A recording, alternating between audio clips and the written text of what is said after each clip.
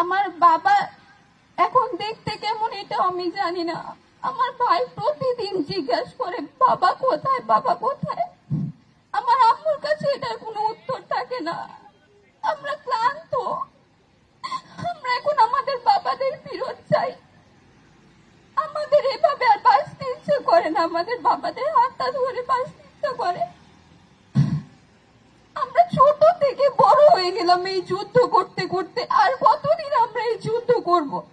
5 আগস্টের পরে এতগুলো দিন চলে গেল, একটা বছর হয়ে গেল, কিন্তু এখন পর্যন্ত আমরা তাদের ফিরত কি, তাদের কোনো খোঁজও পাইনি। আয়না ঘর যে কতটা ভয়ঙ্কর, এটা যদি আমি না গেতাম তাহলে তো কখনো বুঝতাম না। এখানে বেঁচে থাকা অনেক কঠিন।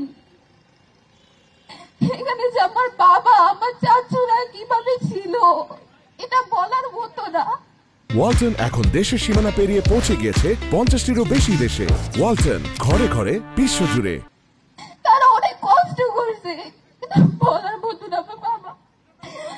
আমার বাবা আমার নামটা আয়না ঘরের ভিতরে লিখে রাখছিল।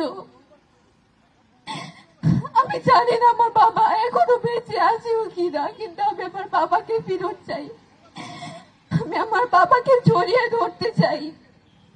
আমি যখন অসুস্থ থাকি আমার তখন মন চায় আমার বাবার সাথে থাকতে, আমার বাবার হাতটা ধরতে, কিন্তু এটা এখন আমার জন্য স্বপ্ন। বাবার সাথে স্কুলে যাওয়া, বাবার সাথে সময় কাটানো, এগুলো আমার কাছে এখন একটা স্বপ্ন। আমি জানি না আমার এই স্বপ্নটা পূরণ হবেও কিনা। আমি শুধু আমার বাবাকে ফিরত চাই। আমার ভাই বাবার মুখ দেখতে চায়। আমরা এভাবে ঘুম শব্দ নিয়ে আর বাঁচতে চাই না, আমরা আমাদের বাবাদের নিয়ে বাঁচতে চাই।